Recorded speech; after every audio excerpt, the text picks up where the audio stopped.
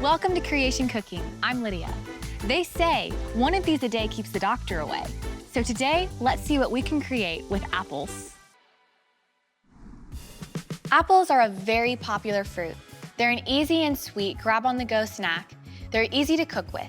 They go with quite a wide variety of flavor combinations, savory and sweet-wise. They're good for you, and you'll find many varieties in your local grocery store. There are thousands of apple varieties in the world. Each are unique, but all are still apples. On day 3 of Creation Week, God created plants that would reproduce more of the same kind. That means that apple trees will always produce apples, never dragon fruit or kiwis or limes or any other kind of fruit. Today, we're starting with one of my favorite apple recipes, Danish Pastry Apple Bars.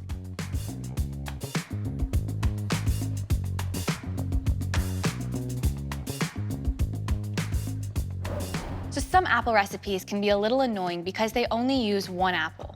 But this recipe, this one uses 8 to 10 apples, enough for 8 cups. Talk about measuring with your heart. First, we're going to start with the dough. All right, so we're going to start with our flour in our mixing bowl. And to that, we're going to add some of our salt. We're going to mix this all together.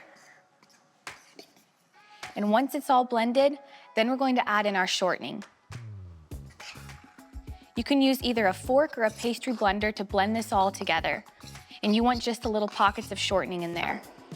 They're going to help create that nice flaky pastry dough. So we're just going to mix this all until it's like a crumbly mixture.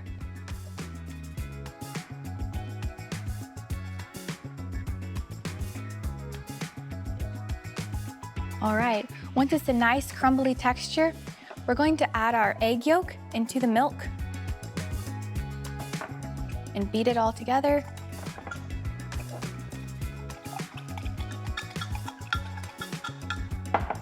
And then add this to the dough. All right, you're gonna stir it all together until it forms into a nice dough. All right, you can see it kind of pulling together. If it's a little dry, you can add some more milk, but be careful to add it in small increments just until it comes together. You don't want it to be too moist, otherwise you won't be able to roll it out. All right, when it starts to form into a dough, you can just kind of start to push it together.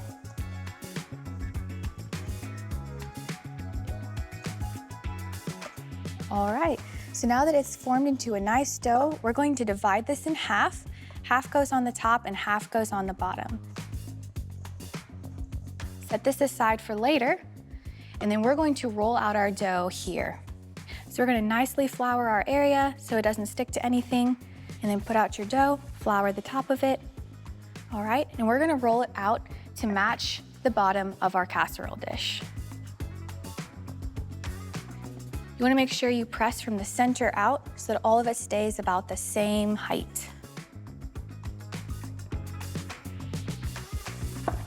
All right, and you can kind of shape the edges as you go to keep it in a nice rectangle, just like that. And then just keep rolling it out until it's just enough to fit into the bottom of the pan. All right, when you think it's about big enough, you can take your dish over the top of it and see that it's gonna fit nicely. All right, so an easy way to get this into the bottom of your casserole dish is I like to make sure it's well floured. So sprinkle flour over the top and then smooth it in. All right, then we're gonna fold it into quarters. So this is why you wanna make sure you have a well floured surface. You're gonna fold it in half. And you can piece this dough back together. We just need to get it in the bottom of the casserole dish. So flour it again, fold it in a quarter, and now we're gonna transfer this to our casserole dish. And then unfold it, and just press it into the bottom.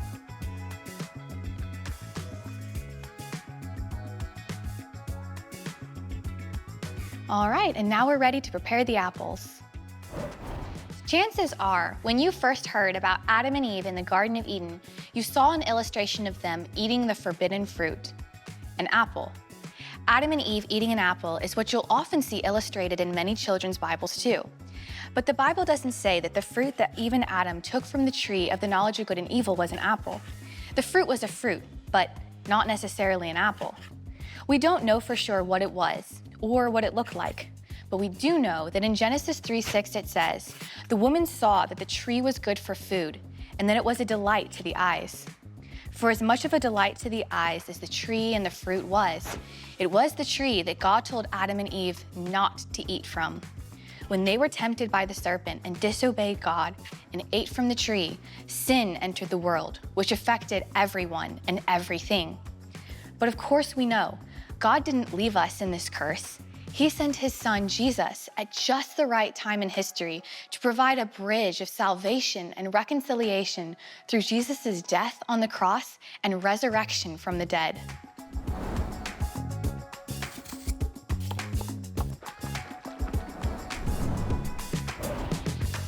All right, so now that we've finished peeling, coring, and slicing our apples, we're ready to put them in the pastry. So we're gonna start with cornflakes, and we're gonna line the bottom of the pastry dish with the cornflakes. It's just gonna add some really good texture to the bottom of it. You probably weren't expecting that ingredient. All right, then we're going to take our apples, and we're gonna put them in next. All right, you wanna lay them all out in a nice layer. This recipe called for a lot of apples. All right, and then to top this, we have our sugar, and we're gonna add cinnamon to this, and then we're going to mix it all together.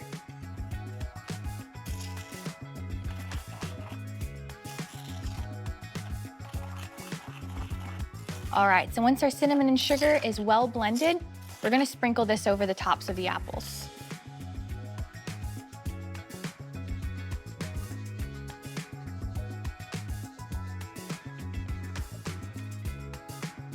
There we go.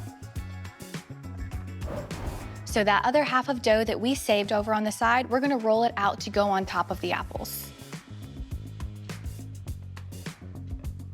Once we've got that well floured, we're ready to roll out our pastry dough.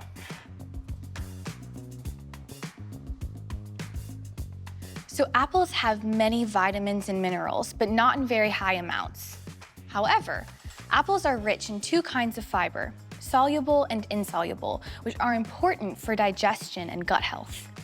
So while we're not using the apple skins in this recipe, you can save and use what you peeled, and you can blend it up in smoothies, chop it up in salads, or you can even put them in your oven, dehydrator, or air fryer and turn them into crunchy snacks. So we're just gonna roll out the top of this pastry dough just until it's big enough to fit over the top of this. All right. Again, we can test it to make sure it's gonna fit on top. All right, so now that we have it in a nice rectangle, we're gonna do the same process of folding it into a quarter and then unfolding it on the top of our pastry.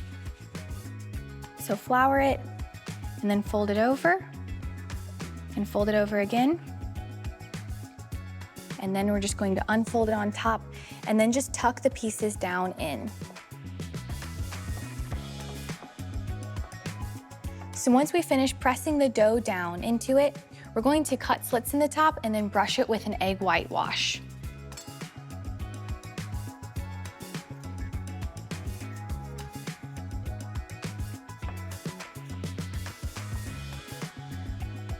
And when you have it all brushed over with the egg white, we're going to bake this in the oven at 375 degrees for 50 minutes.